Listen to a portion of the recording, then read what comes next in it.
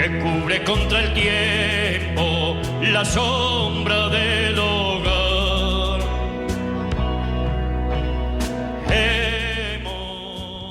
Describe el diccionario de la Real Academia, describe etimológicamente, relata al héroe como la persona que realiza una acción muy abnegada en beneficio de una causa noble, y en una segunda acepción, aquella persona ilustre y famosa por sus hazañas o virtudes.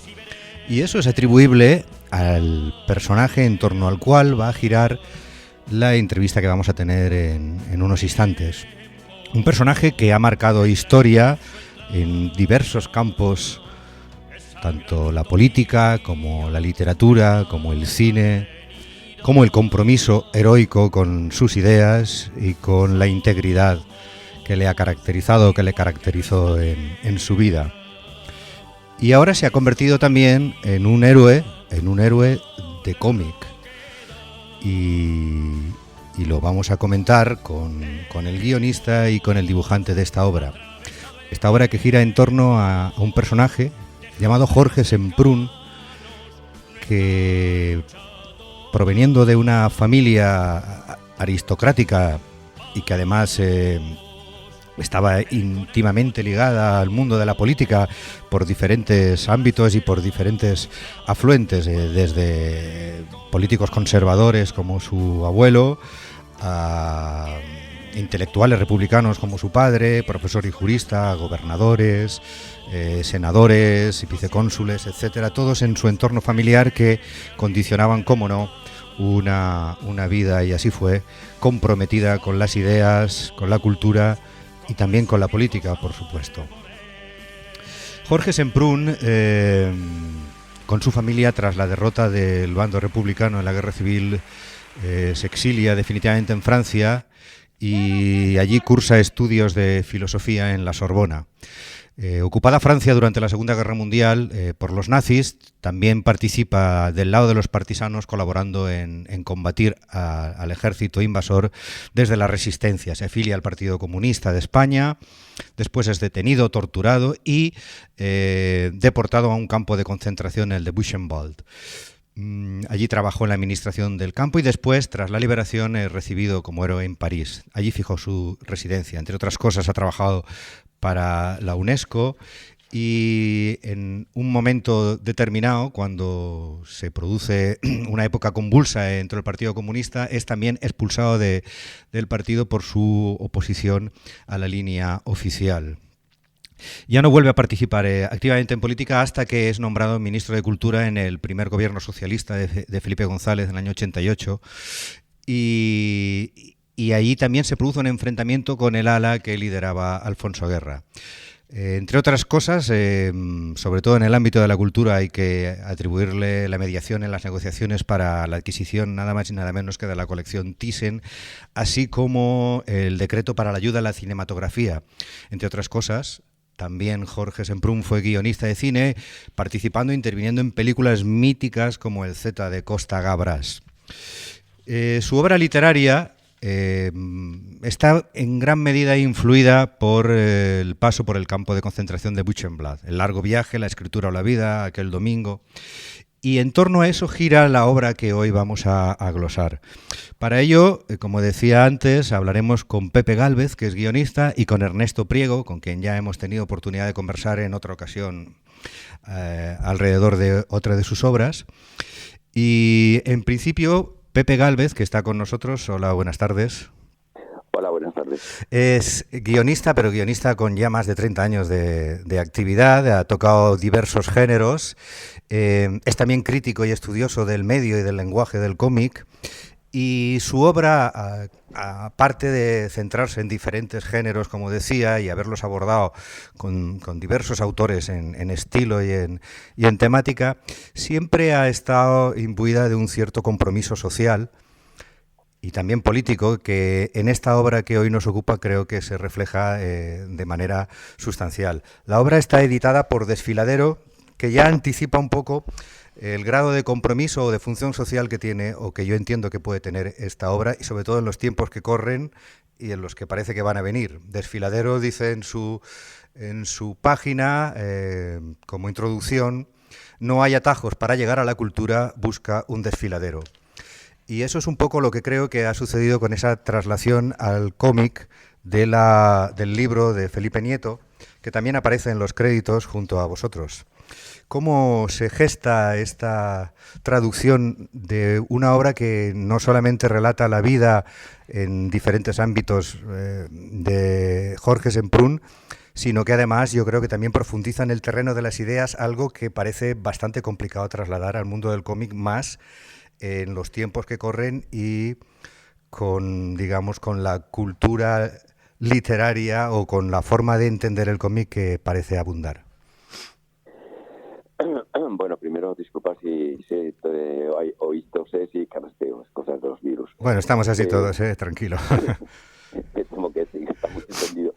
Bien, a ver, lo que planteas es, hay una obra base, que es la de Felipe Nieto, que es la aventura comunista de Jorge Semprún. Uh-huh. Y entonces nos llega la posibilidad a través de Gerardo Vilches de decir, bueno, podríamos haberlo al cómic, ¿no? Y es, bueno, es una especie de reto, ¿no? Porque sí que es cierto que en la vida de Jorge Semprún hay una serie de momentos que son muy de acción y que por lo tanto tienen una traslación de alguna forma fácil para que visualmente sea estimulante y no aburre y tal. Y luego hay otros momentos en los cuales pues se están planteando tanto la problemática del superviviente a la hora de escribir, una persona como Semprún, que como has dicho, una gran parte de su obra es volver a lo vivido, ¿no? Uh-huh. En el campo de concentración o en la resistencia española y tal, ¿no? Volver a lo vivido. Entonces, y sobre todo, pues claro, sobre todo lo del campo de concentración, ¿no? Cómo escribe la persona que es el superviviente, cómo vuelve a revivir lo vivido, ¿no? Tremendo, y que, como explicamos, no lo consigue al principio y luego más tarde sí lo hará. Y luego pues explicar un poco, pues eso, esa integridad que hablabas antes, ese momento de tensión de interna, de mantenerse coherente con su forma de pensar, de ver las cosas con respecto entonces a la dirección del PC que comentaba Santiago Carrillo. Entonces ahí yo creo que hay una parte importante, aparte, como decías, que uno ya lleva muchos años, soy amante del cómic y de las capacidades de explicar el cómic. Hay una parte muy importante de Ernesto, claro. Ernesto, que lo digo, me encantaba la idea de cuando decía, oye, tengo esta idea de metáfora, ¿qué te parece? Pensando, no, que dices, no, y me ya a los pocos momentos, bueno, y a lo mejor el mismo día me mandaba ya la respuesta a la idea de la metáfora, que yo creo que eso, que el cómic puede explicar mucho con metáforas puede explicar mucho de lo que sucede, no solamente de la acción, sino de las ideas, de lo que pasa en el mundo de las ideas. Esa interpretación, porque obviamente pasa como con cualquier obra literaria, que cuando se traslada a otro medio, pues evidentemente tiene que impregnarse del lenguaje propio de ese medio, pues si no, no sería una adaptación. En ese proceso de adaptación o de sugerencia o de creación por tu parte, en colaboración con Ernesto, de esas metáforas visuales, esas elipses y esas imágenes simbólicas que van reflejando las ideas que hay detrás, ¿también habéis intercambiado o habéis consensuado con Felipe, o es una cosa que...? Bueno, en ese sentido hay que decir que Felipe es la base, todo lo que ponía, pero es cierto que él no conoce el mundo del cómic. Claro. ¿No? Para él el mundo del cómic es bastante desconocido, y entonces ahí hemos tenido bastante autonomía. Uh-huh. En todo caso, también hay que decir que de alguna forma está por medio también Gerardo, que era el intermediario, y que cuando planteábamos las cosas, pues era el asesor, digamos, de Felipe, ¿no? Pero es cierto que en ese sentido hemos tenido bastante autonomía, porque la idea es lo que, porque como tú planteabas, es decir, es pasarlo. Claro, estamos hablando de un libro que es, no sé, ahora son 200 y pico páginas, trasladado al cómic podía ser una serie de manga de 5 o 6 libros, ¿no? Entonces no se trataba de hacer algo que incluso somos muy conscientes que lo que estamos haciendo es una introducción que puede decir a muchas personas, oye, pues quiero seguir conociendo la vida de Jorge Semprún, sobre todo quiero conocer más su obra, ¿no? Pero siendo consciente de que es una introducción, queríamos que tuviera mucha potencia. Y en ese sentido, claro, en lo que planteas, la posibilidad de desarrollo como lenguaje ha sido más bien una relación entre Ernesto y yo. A la hora de perfilar el personaje, luego hablaré con Ernesto de la parte gráfica y de todo el tema documental, porque claro, también por experiencia sé que el recrear un personaje real en una historia que es ficción, al fin y al cabo, porque bueno, parte, en tu caso parte de, o en vuestro caso parte de un tema autobiográfico, pero no obstante no hay documentación real de la inmensa mayoría de los momentos que se cuentan en la historia, ¿no? Todo eso hay que generarlo. Sí. A ver, ahí había la obra, evidentemente, de Felipe, y entonces yo creo que lo que hemos tratado es de buscar, de sintetizar los aspectos que íbamos a narrar, que pudieran dar más información y o sea, que pudieran en las secuencias pudieran explicar mucho y que pudieran además tener, digamos, una lectura gráfica potente, ¿no? Entonces, la vida de Semprún, entre lo que han escrito y lo que han estudiado, bueno, hay aspectos que no, evidentemente, que tienes que recrear, que tienes que pensar cómo podía haber sido, ¿no?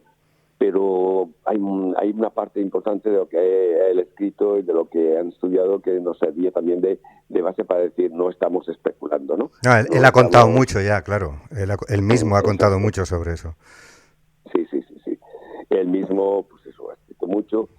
Incluso, bueno, digamos, hay bastantes estudiosos semprunianos, ¿no? Digamos. Uh-huh. Yo creo que eso que estabas comentando, fíjate que incluso esa necesidad de sintetizar beneficia a la carga dramática de las situaciones y de los personajes. El uso del blanco y negro yo creo que es un acierto, lo comentaré también luego con Ernesto. Ese tratamiento, si tú quieres, un poco expresionista, que concentra los blancos en los rostros y en las figuras y que da más importancia a la situación que se está contando que a un despliegue de decorado, de fondos o de detalle, ¿no? Sí. Yo creo que, como dices, a la hora de sintetizar, digamos, hace que resalten los aspectos más esenciales dramáticos, ¿no? O narrativos, ¿no? Uh-huh. Y que entonces que tiene más potencia. Y luego, evidentemente, yo creo que, lo puedo decir ahora, luego, se lo he dicho a Ernesto, yo creo que Ernesto va a ser uno de los descubrimientos ya era conocido como caricaturista, uh-huh, pero va a ser uno de los descubrimientos como narrador gráfico, ¿no? Y en ese sentido, el negro, que alguno puede, yo creo que, el otro día me comentaba un amigo, y puede ser cierto que tiene una cierta referencia en la escuela valenciana, ¿no? De Sánchez, de Pablo Sánchez o de Ortiz y tal, sí. Ortiz. Pero tiene, o sea, lo que tiene es mucha fuerza narrativa y comunica mucho las emociones y es lo que dice eso, te mete en la situación. Lo bueno que tiene el cómic, ¿no? Que te puede, en una viñeta, te ahorras muchas páginas, ¿no? Porque te coloca de golpe, te lanza a la mirada una serie de elementos que te golpean y que te hacen pensar y que te comunican, ¿no? Sí, además yo en esta historia creo que él ha ido más allá, ha ido más a la línea del Breccia de Morcinder, por ejemplo, a una cosa mucho más concreta, más agresiva, más expresionista, que creo que le va muy bien a la historia. Sí, yo creo que coincido contigo.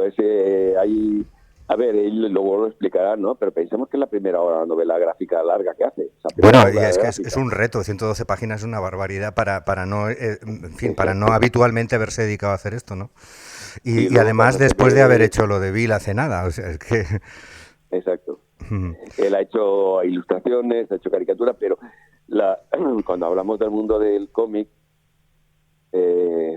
una caricatura es un dibujo.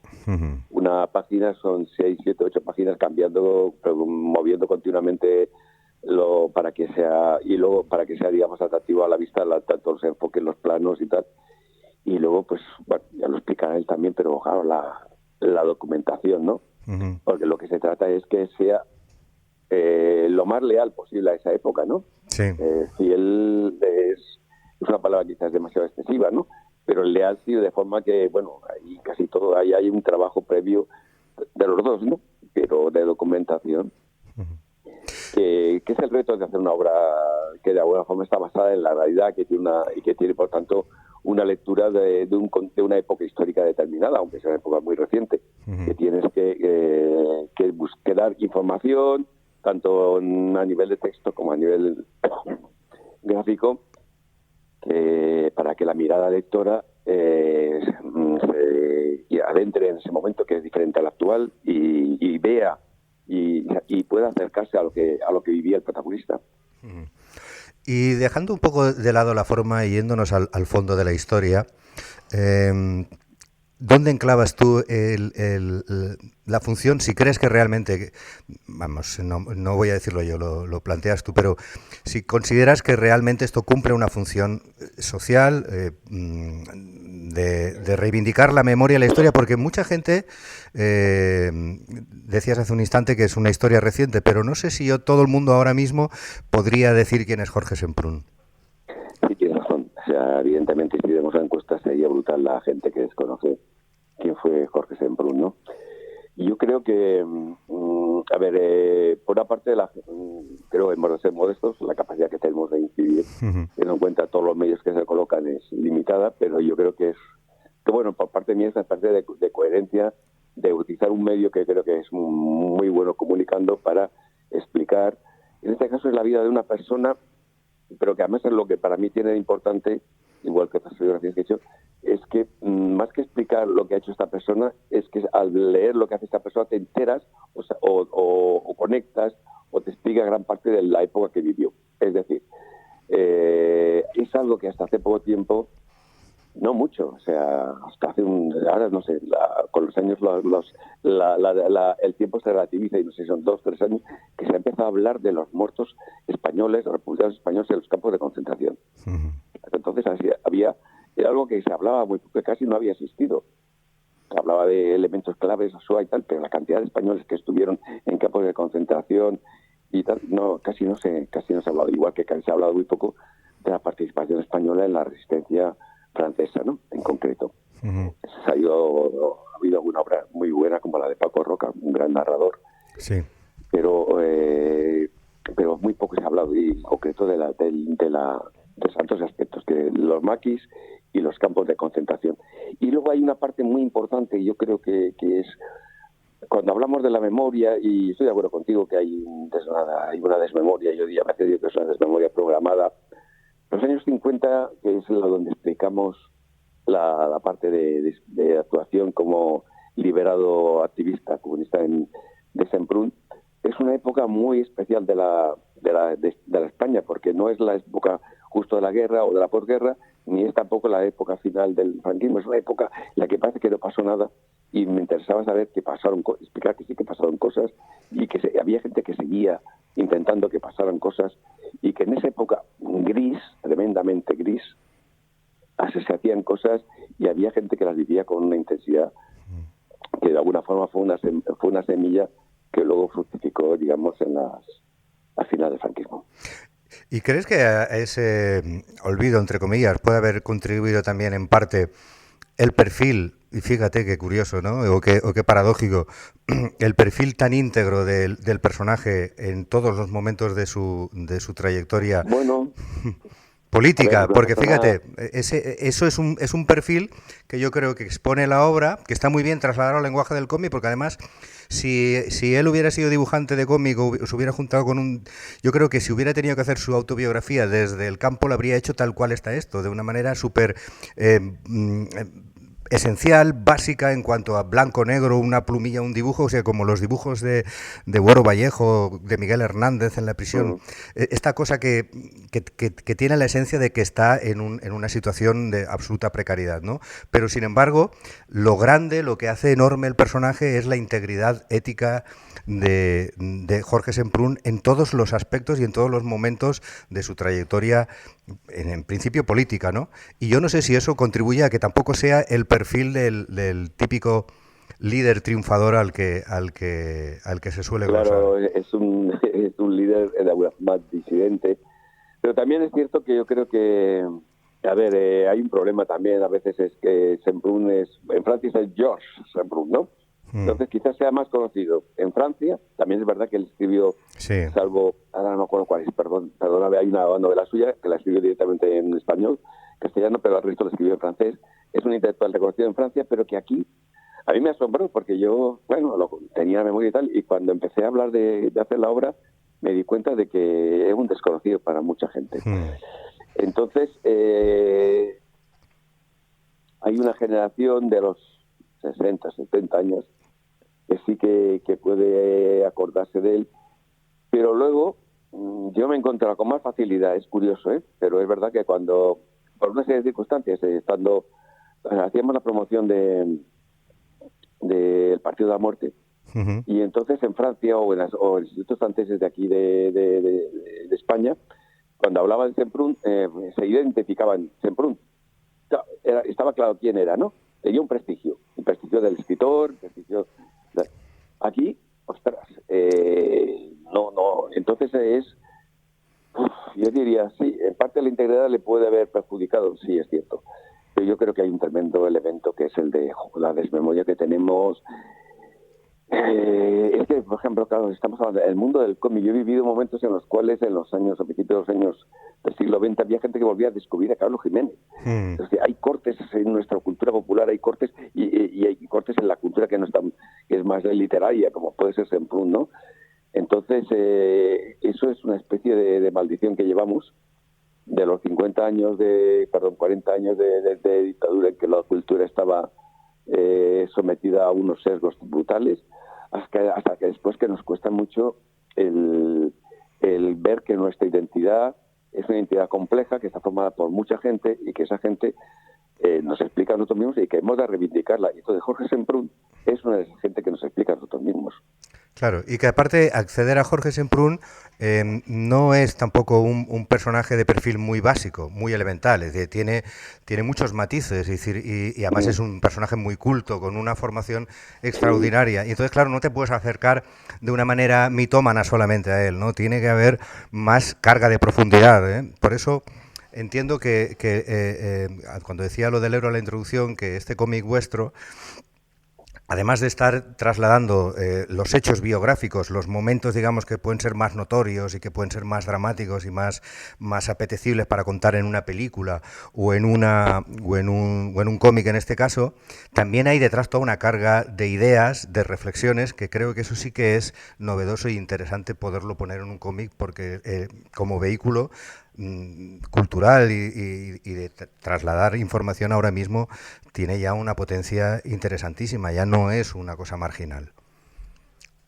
Cierto. Es que hay una cosa en la que para mí es una, no diré obsesión, porque no sé, pero sí unos elementos que tengo más que para una persona que no he dejado de leer nunca tebeos y que por lo tanto el medio para mí me ha dado mucho y es la importancia de que el medio llegue a las personas que infravaloran el medio. Es decir, el cómic, la historieta, la novela gráfica tiene un público, por desgracia, reducido entre nosotros, no es suficientemente grande, pero al mismo tiempo hay un desconocimiento de su potencialidad en mucha gente por una serie de circunstancias, ¿no? De que eran los TV para niños y tal. Bueno, a ver. Entonces, uno de los retos que me impongo, ¿no?, es ese, es decir, de hacerle descubrir que a través del cómic se pueden explicar muchas cosas. Y tiene dos elementos claros. Uno que es el tema de la comunicación directa, pero el otro es lo que estás insistiendo, que me parece muy correcto y muy interesante, que es decir, la capacidad de hacer reflexionar también. Claro, es que además parece mentira, ¿no?, pero que regímenes totalitarios en el pasado han visto antes la capacidad del cómic para adoctrinar y para llegar. Fíjate, en España, sin ir más lejos, o sea, la cantidad de publicaciones que tenía el régimen y el movimiento en su momento en el cómic, y no solo dirigido a los niños, porque si tú miras Flechas y Pelayos, miras toda esa colección de revistas que habían, todo lo que se estaba trasladando era un relato cultural cargado de ideología. Es decir, que sí que se confiaba en la capacidad del medio, fíjate, cuando ni siquiera se le consideraba un medio con capacidad cultural. Sí. Yo creo que en la historia universal del cómic hay momentos de utilización por parte de sectores totalitarios o autoritarios, es decir, ¿por qué? Por la capacidad de comunicación que tiene, ¿no? Uh-huh. La capacidad, me refiero a que la imagen, o sea, en el cómic tiene dos elementos. Una, la imagen te llega, pero por otra parte no te llega como si te pones delante de la película o te pones delante de la televisión, inclusive, porque tú puedes decidir lo que lees y cómo lo lees, y puedes recibir el ritmo de lectura, y además al ver el dibujo por sí ya habla, ya comunica, claro. Ya no es la traslación de la imagen pura y dura, sino que está dando una serie te está comunicando, te está transmitiendo sensaciones, ¿no? Claro. Son dos discursos complementarios, el del dibujo y el del texto en este caso, ¿no?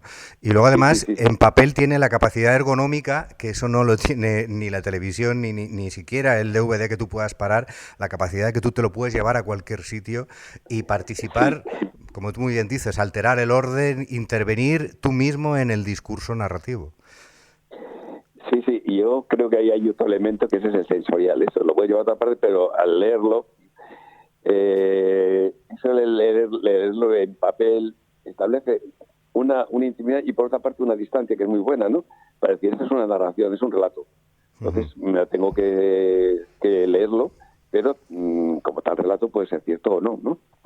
Y por otra parte hay la sensualidad, ¿no? Que yo creo que una veces pienso que siento lástima de la gente que no disfruta del cómic porque se han perdido disfrutar de la sensualidad de las imágenes, ¿no?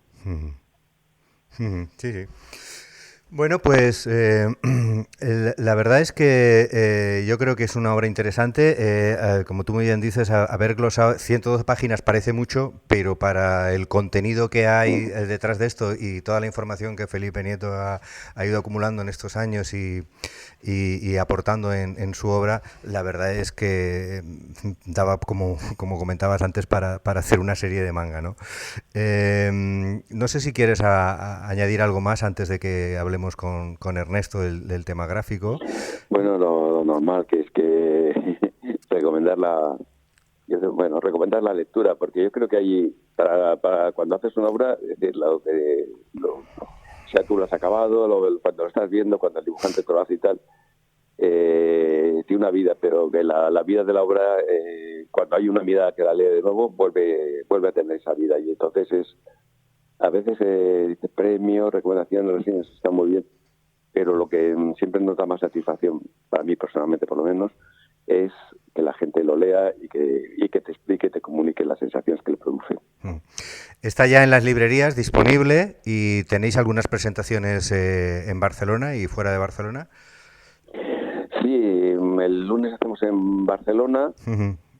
Creo que Felipe Nieto y Gerardo hacen una presentación en el instituto este viernes, y a mediados de febrero, lo que pasa es que no sé exactamente aún la fecha, pero creo que sobre el 2021 en Madrid le haríamos una presentación. Queremos hacer una presentación en Madrid. Genial. Bueno, pues Jorge Semprún, El hombre que arriesgó, Pepe Gálvez, Ernesto Priego y Felipe Nieto, editado por Desfiladero, se puede adquirir a través de la web de la propia editorial, supongo que en Amazon, y está en todas las librerías y grandes superficies de librería. Pues nada, muchas gracias. Gracias a ti. Ahora en un momento hablamos con Ernesto. Un saludo. Saludo. Hasta luego. Somos como esos viejos árboles batidos por el viento que azota desde el mar. Hemos perdido compañeros, paisajes y esperanzas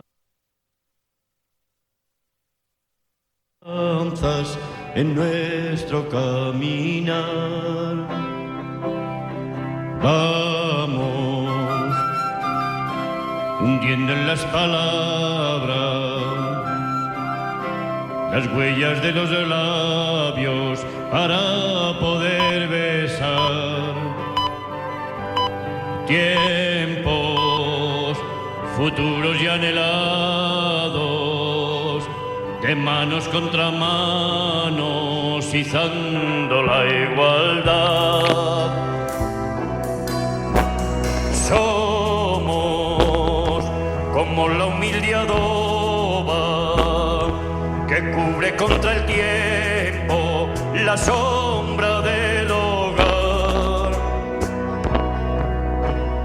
Hemos perdido nuestra historia, canciones y caminos en duro batallar.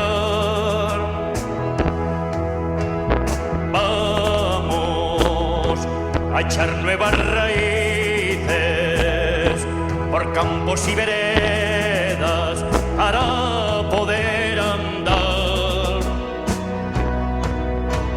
Tiempos que traigan en su entraña. Y tenemos ya al otro lado del hilo telefónico a Ernesto Priego. Buenas tardes, Ernesto. Buenas tardes a todos. ¿Qué tal? De nuevo aquí tenemos para comentar esta historia magnífica que habéis hecho Pepe Gálvez y tú, bueno, con Felipe Nieto, porque aparece también en los créditos, ¿no? Como parte del cómic. Sí, y también ha participado, por supuesto. Sí. Bueno, hablábamos hace un momento, igual nos has escuchado con Pepe, de la esencia del tema, de la parte, digamos, del fondo de la historia, que a mí me interesaba mucho ese compromiso de la obra con trasladar no solo la historia, sino pensamientos, pensamientos, reflexiones, que es algo aparentemente mucho más complicado en un lenguaje como el del cómic. Comentábamos que habéis generado esas metáforas o esas imágenes cargadas de significado que reflejan diferentes movimientos o diferentes pensamientos que se cuentan en la historia. Y hablamos también del estilo, de la síntesis y de cómo eso, ese, digamos, expresionismo, yo creo que contribuye muy mucho a que todo se centre en las acciones, en los personajes, en lo que pasa entre ellos. Y él destacaba tu capacidad como dibujante y como caricaturista. Y yo lo que veo es que eso ha contribuido a que haya un dominio del acting, porque eso me llama mucho la atención, o sea, los personajes, las actitudes, la naturalidad con la que se relacionan, con la que hablan entre sí, con la que se mueven, me parece que está tremendamente bien logrado en esta obra. Sí, bueno, la verdad es que Pepe, cuando me llama para este proyecto, pues nada, me pilló haciendo unas caricaturas en ese momento, o sea que ahí estaba yo, ¿no? Y claro, y un poco sí que se traslada al trabajo que hay aquí en Jorge Semprún, el hombre que arriesgó, ¿no? De todas maneras, ha sido un poco automático. A medida que iba haciendo páginas, no sé por qué, y de una manera involuntaria, he ido eligiendo cuando tenía que hacer unos rostros más realistas y cuando no, eran más proclives a la caricatura, ¿no? Uh-huh. Como por ejemplo las escenas en el bar del café cuando le preguntan a Semprún, bueno, cuando Semprún pregunta quién es Di Stéfano, ¿no? Sí. Me parece una escena bastante cómica, ¿no? Porque claro, él está en la clandestinidad y eso, dicho así, es dar la nota, ¿no? Claro. Y me pareció que se daba más a la caricatura o los personajes que rodeaban esa escena, por ejemplo, ¿no? Pero yo, por ejemplo, fíjate, yo no lo calificaría tanto de caricatura, si, claro, sabiendo que tú eres caricaturista o que gran parte de tu trayectoria se ha desarrollado en ese género, es fácil sacar esa conclusión, pero sin saberlo, a mí me recuerda mucho más el tono expresionista, pues de Kate Colvitz, hablaba antes de Breccia padre, y que es una manera de deformar buscando la máxima expresividad y realmente yo no veo caricatura, veo expresionismo, yo personalmente, y creo que le va muy bien a la historia. Y luego los contrastes de blanco y negro, y atención, o sea, los negros tienen mucha fuerza, pero me parecen sustancialmente importantes los blancos. Hay páginas en las que prácticamente has anulado toda la información y has dejado solamente el suelo y el espacio blanco, que dice mucho más que si hubieras puesto detalles y hubieras puesto elementos decorativos, ¿no? Por llamarlo así. Y los blancos, la utilización de los blancos creo que es tan hábil y tan trascendental como la del negro en este caso. Sí, bueno, quizás como hay una parte en la que la nieve predomina, quizás la he ido arrastrando luego en sucesivas páginas, pero quizás, no sé, pues como haría un interiorista, ¿no? Para no salirse de la norma. Pero sí que es verdad que acompañando el gran trabajo de síntesis que ha hecho Pepe, porque la verdad es que es alucinante, ves el libro de Felipe Nieto y ves solamente pues 112 páginas hechas, o sea, reducido a 112 páginas, y la verdad es que... Es una hazaña, sí, lo comentábamos hace un momento, que es una hazaña condensarlo en 112 páginas y además mantener como ha mantenido tantos detalles importantes, o sea, que no solamente sea una acción, sino que haya detrás una reflexión profunda, es decir, que lo leas y lo puedas volver a leer reflexionando y haciéndote pensar, que es lo que me gusta del asunto, ¿no? Sí, no, y incluso introduciendo metáforas, porque claro, hay partes importantes en las que no puedes profundizar porque no hay espacio ni tiempo, como el tema del cine y tal, que se resumen en metáforas, ¿no? Y bueno, y esto de las metáforas fue bastante divertido porque Pepe acudió como diciendo, ¿tú crees que se podría hacer y tal? Y bueno, a mí me pareció, no sé, tal como me las contaba él, yo las estaba viendo y no es que yo sea muy lúcido en este tema, sino que Pepe se explicó bastante bien y bueno, cuando uno se explica bien, pues... No, bueno, y que hay una obvia sintonía, es decir, que es difícil sacar adelante una historia como esta, cargada también de compromiso y si tú quieres hasta de militancia, sin que haya una afinidad selectiva. Eso no se puede hacer de encargo. Sí. Y bueno, bueno, vuelvo a lo de antes, pues sí, claro, un poco también he intentado sintetizar en el estilo, aunque estos negros y blancos creo que si hago más trabajos me van a acompañar, ¿eh? E incluso también esos rostros así un poco expresionistas, ¿no? Creo que también me acompañarán, ¿eh? Porque no he decidido prácticamente ningún estilo y ha ido saliendo así.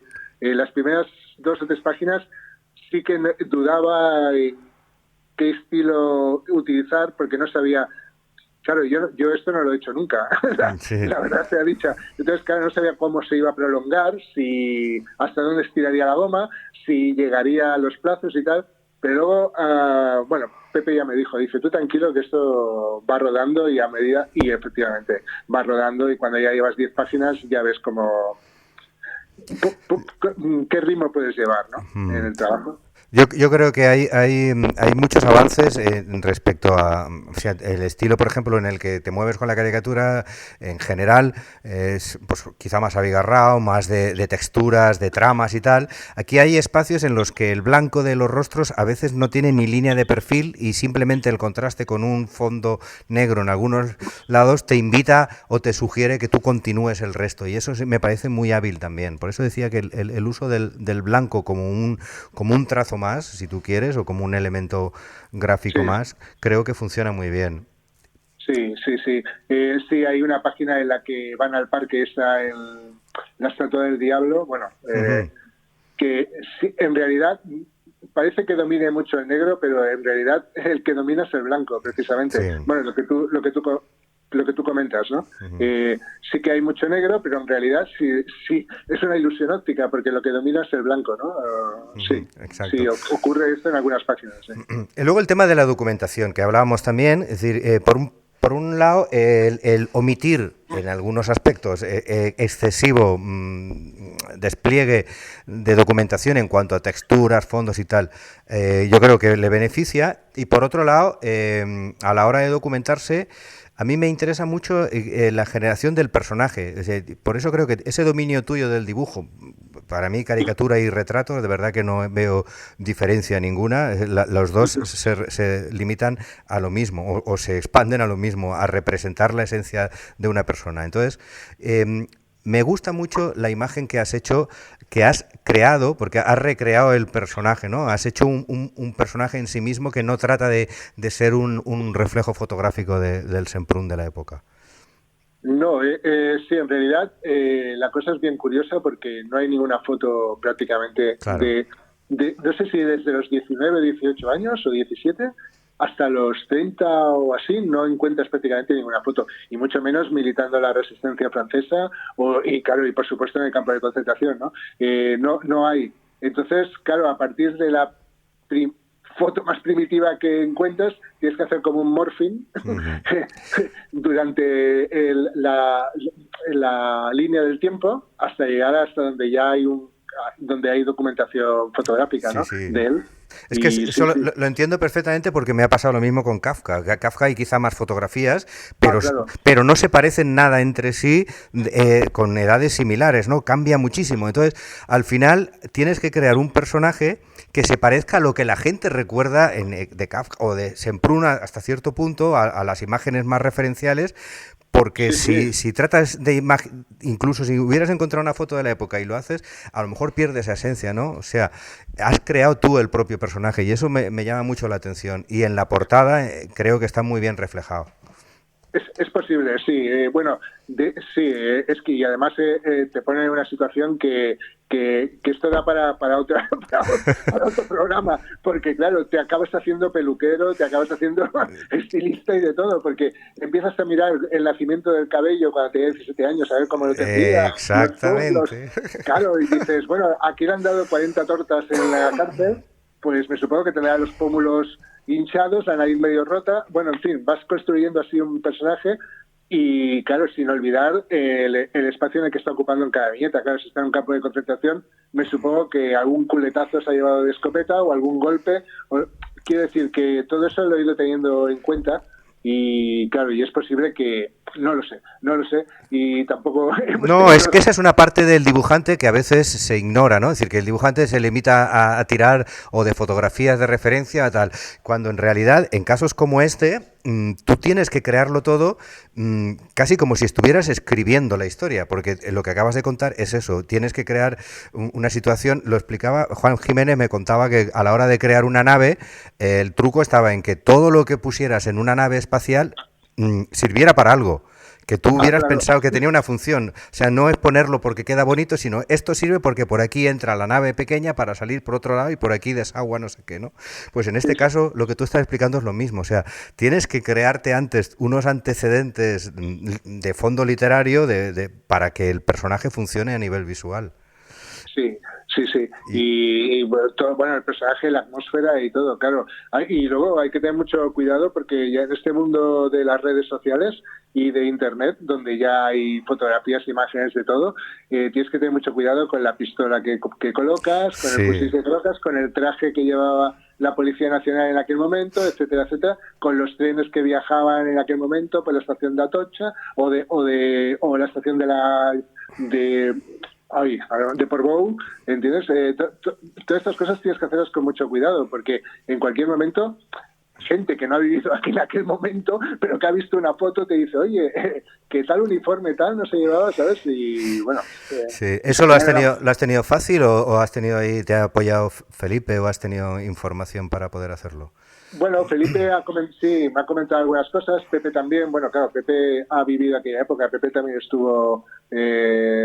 recluido también en algún calabozo también, también sufrió la represión y quieras o no, bueno, porque hay escenas en las que algún compañero de Semprún acaba en un calabozo, ¿no? Y todo eso me ha servido, claro, pero luego te tienes que buscar la vida en muchos aspectos Claro, aquí hay una serie de personajes, desde falangistas hasta policía, hasta no solamente la policía, sino la policía secreta, no sé qué, bueno, en fin, claustros de universidad, edificios, bueno, una serie, automóviles, una serie de cosas que, bueno, que tienes que ir con cuidado, claro. Otra cosa que me llama mucho la atención y que yo valoro mucho y aprecio, porque además para mí es muy importante, es el no zafarse de las manos. Me explico. Eres pródigo en dibujar las manos en todas las posturas y además con un sentido. Es decir, las manos están ahí por algo y están de esa manera, forman parte del acting y creo que está muy cuidado eso también en el libro. Me gusta dibujar manos. Bueno, no es que sea mi fuerte, porque las manos, ya lo sabes tú, son complicadísimas. Tienen vida propia. Aparte, yo creo que es una parte del cuerpo que tiene vida propia. Nunca sabes cómo ponerlas, cómo vienen. Pero sí que me gusta, y sí, es verdad. No huyo de las manos, porque creo que tienen mucho que decir en el dibujo, claro. Mira, y había una discusión muy famosa en el mundo de los caricaturistas también, que era si caras solo o caras con cuerpo, ¿no? Y claro, yo pertenezco al ala que defiende que la anatomía también dice mucho del personaje, ¿no? Y tanto, claro. Y las manos también, ¿no? Danny DeVito no puede ser lo mismo que Arnold Schwarzenegger, son dos personajes diferentes. Solo la cara, parece que los dos tienen la misma estatura o la misma complexión, y sin embargo cuando tú haces una caricatura también del cuerpo, estás aportando una información y una parodia, si tú quieres, con muchísima más profundidad. ¿Qué es lo que crees que más te ha costado de esta obra? Me han costado muchas cosas, porque claro, no las he hecho nunca, pero a veces las perspectivas, bueno, claro, de todas maneras, me va la marcha, también te lo digo. No. Bueno, sí, te va la marcha, porque estar como estabas con lo de Bill el largo que comentamos aquí, meterte con esto, que son 112 páginas, sin tampoco ser una cosa que estés haciendo o que estuvieras haciendo durante años, ¿no? Es una locura, ¿eh? Yo lo veo, vamos, a mí me impone mucho respeto, y ha salido airoso. Bueno, sí, en un momento dado se cruzaron las dos cosas y hacía una cosa por la tarde y otra por la noche.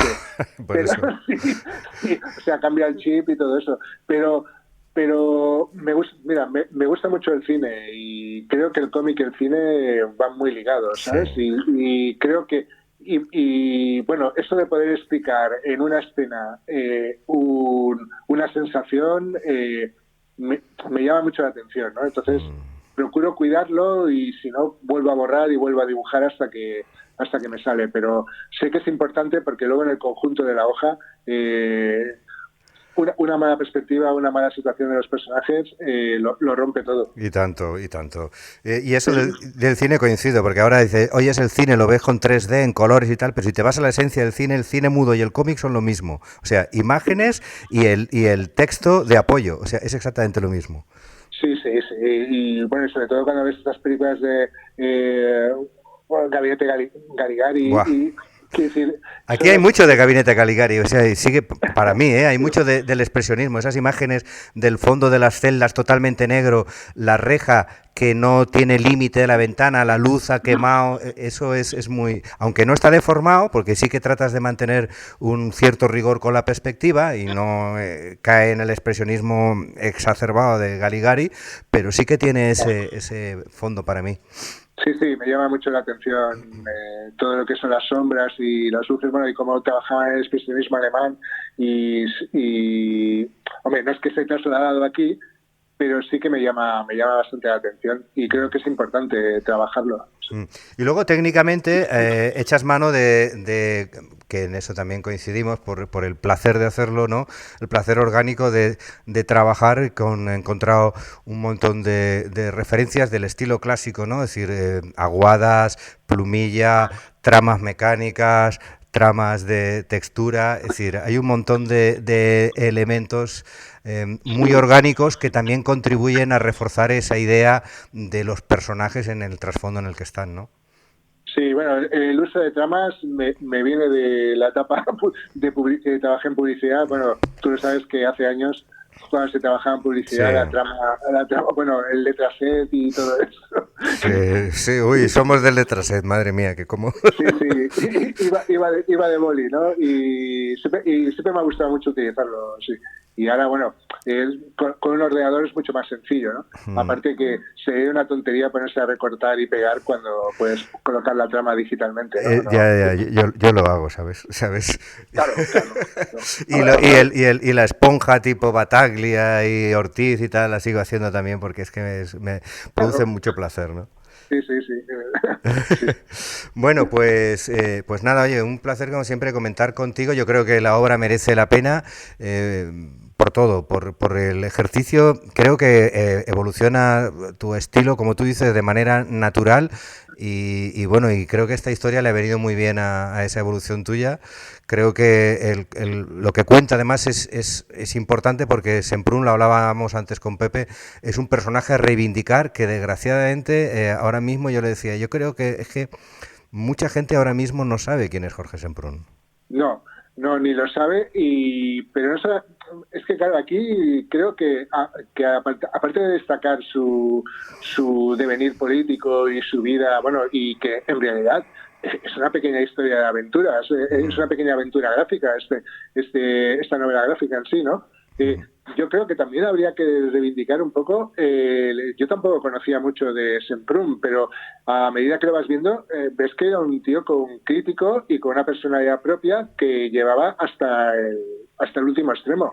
Quiere decir que sus ideas él no las defendía y si se tenía que marchar en algún sitio o tenía que decir no, lo decía, ¿no? Y esto en un mundo que la hipocresía va tomando posición, pues creo que es importante. Sí, me parece que es una lección, de verdad que creo que es un mensaje trascendental para mí desde el principio, por eso mencionaba la idea del héroe, es decir, de alguien que es fiel a sus ideas y a por qué las pone en marcha, independientemente uno puede coincidir o no, pero independientemente de eso, la integridad de quien va hacia adelante con lo que cree y lo demuestra, para mí eso es un 10, sobre todo, como dices, en una época de absoluta impostura en la que todo el mundo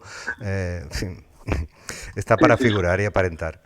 Muy bien, pues tenéis presentación el 27, ¿no? En Barcelona. El 27, sí, en Barcelona, en el edificio de Comisiones Obreras, en Vía Laietana, y posteriormente, que creo que en Madrid también, creo que lo ha dicho Pepe, sí. Sí, lo ha dicho, Madrid. Sí. Bueno, pero lo repetimos. Pues estaremos pendientes. El libro Jorge Semprún, El hombre que arriesgó, Pepe Gálvez al guión, Ernesto Priego a los dibujos, Felipe Nieto inspirando con su obra La aventura comunista de Jorge Semprún, edita Desfiladero y lo podéis encontrar en la web de Desfiladero y en cualquiera de las plataformas de libros y grandes superficies y librerías. Muy bien, Ernesto, como siempre un placer y seguimos pendientes. Muchas gracias. Gracias a ti. Hasta luego. Buenas tardes a todos. Chao. Adiós. Tú, sí tú, que te encanta la buena carne. Esto es para ti. En Carnicería Alberto tenemos todo lo que necesitas para disfrutar. Hamburguesas jugosas, chorizo casero, salchichas y mucho más. Todo hecho con cariño y con ese sabor inconfundible. ¿Te pierden las chuletas maduradas? Pregunta por ellas, son espectaculares. ¿Y los cachopos?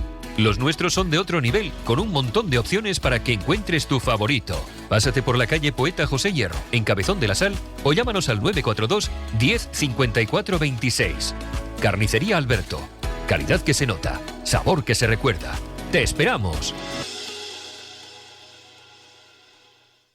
¿Buscas planes diferentes? El programa Viernes te ofrece actividades gratuitas, flexibles y para todas las edades, adaptadas a los gustos de los participantes de cada municipio.